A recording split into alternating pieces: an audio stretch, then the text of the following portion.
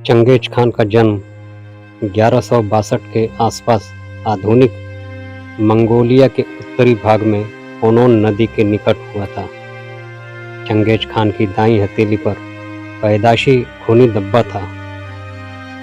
उसके 3 सगे भाई व एक सगी बहन थी और 2 सौतेले भाई भी थे। उसका वास्तविक या प्रारंभिक नाम तेमुजिन था। मंगोल भाषा में तेमुजिन का मतलब लौहकर्मी होता है। उसकी माता का नाम होयलन और पिता का नाम एसुजई था, जो हियात कबीले का मुखिया था। एसुजई ने विरोधी कबीले की होयलन का अपहरण कर विवाह किया था, लेकिन कुछ दिनों के बाद ही एसुजई की हत्या कर दी गई। चंगेज खान प्रारंभिक तौर पर एक मंगोल शासक था और बौद्ध धर्म का अनुयायी था। चंगेज अपनी संगठन शक्ति, बर्बरता तथा साम्राज्य विस्तार के लिए कुख्यात रहा। एक नए अनुसंधान के अनुसार इस क्रूर मंगोल योद्धा ने अपने हमलों में इस कदर लूटपाट की और खून खराबा किया कि एशिया में चीन, अफगानिस्तान सहित उज़्बेकिस्तान, तिब्बत और बर्मा आदि देशों की बहुत बड़ी आबादी का सफाया कर दिया।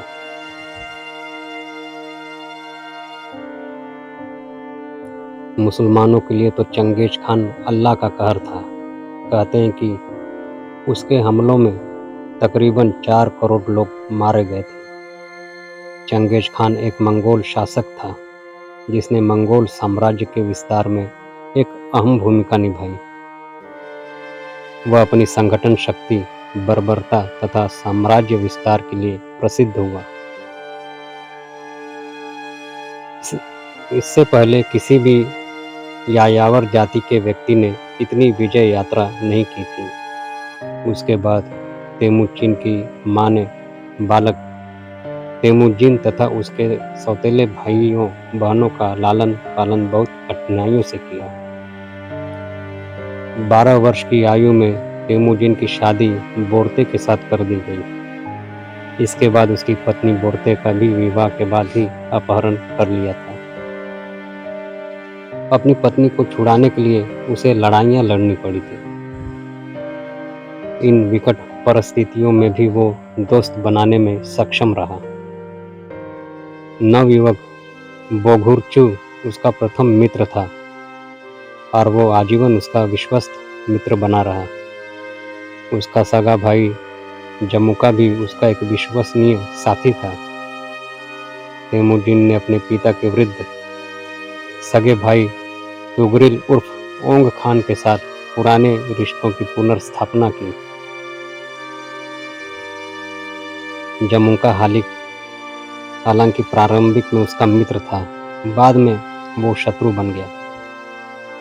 1180 तथा 1190 के दशकों में वो ओंग खान का मित्र रहा और उसने इस मित्रता का लाभ जमुका जैसे प्रतिद्वंदियों को हराने के लिए किया।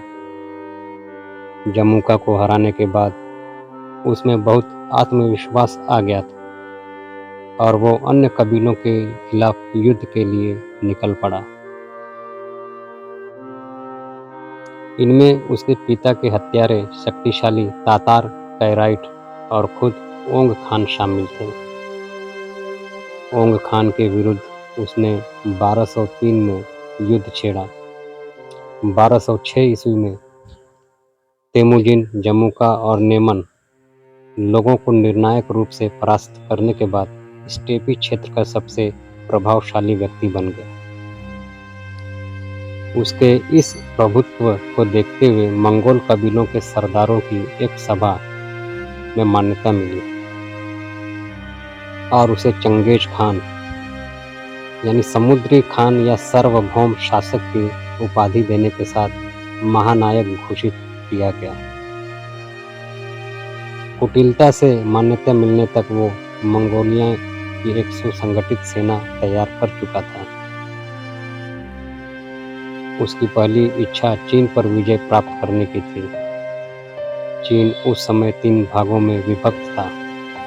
उत्तर पश्चिम प्रांत में तिब्बती मूल के सी लिया लोग जर्चेन लोगों का चीन राजवंश जो उस समय आधुनिक बीजिंग के उत्तर वाले क्षेत्र में शासन कर रहे थे, तथा शुंग राजवंश जिसके अंतर्गत दक्षिणी चीन आता था। 1209 में सीलिया लोग परास्त कर दिए गए। 1213 में चीन की महान दिवीर का आक्रमण हो गया और 1215 में पेकिंग नगर को लूट लिया गया। चीन राजवंश के खिलाफ 1234 तक लड़ाइयाँ चलीं और अपने सैन्य अभियान की प्रगति भर को देख चंगेज खान अपने अनुचरों की देखरेख में युद्ध को छोड़ वापस मातृभूमि को मंगोलिया लौट गया। सन 1218 में अराखीता की पराजय के बाद मंगोल साम्राज्य अमुदरिया, तुरान और ख्वारज़्म राज्यों तक विस्तृत हो गया। 1219-1221 के बीच कई बड़े राज्यों ओटरार, बुखारा, समरकंद, बल्ख, गुरगंज, मर्व, निशापुर और हेरात ने मंगोल सेना के सामने समर्पण कर दिया। जिन नगरों ने प्रतिशोध किया उनका विध्वंस कर दिया गया। इस दौरान मंगोलों ने बेपनाह बर्बरता का परिचय दिया और लाखों की संख्या में लोगों का वध कर दिया गया। चंगेज खान ने गजनी और पेशावर पर अधिकार कर लिया तथा ख्वारिज़्म वंश के शासक अलाउद्दीन मोहम्मद को कैस्पियन सागर की ओर खदेड़ दिया, जहां 1220 में उसकी मृत्यु हो गई। उसका उत्तराधिकारी जलालुद्दीन मंगवर्नी हुआ, जो मंगोलों के आक्रमण से भयभीत होकर गजनी चला गया। चंगेज खान ने उसका पीछा किया और सिंधु नदी के तट पर उसको हरा दिया। जलालुद्दीन सिंधु नदी पार कर भारत आ गया, जहां उसने दिल्ली के सुल्तान इल्तुतमिश से सहायता की फरियाद की। इल्तुतमिश ने शक्तिशाली चंगेज खान के भय से उसको सहायता देने से इनकार कर दिया।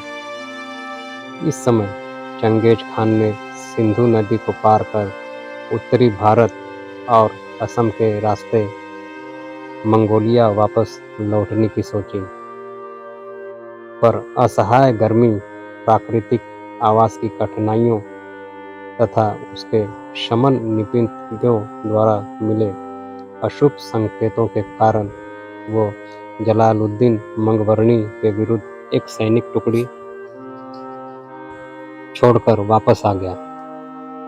इस तरह भारत में उसके न आने से तत्काल भारत एक संभावित लूटपाट और विभत्स उत्पात से बच गया। अपने जीवन का अधिकांश भाग युद्ध में व्यतीत करने के बाद सन 1227 में उसकी मृत्यु हो गई।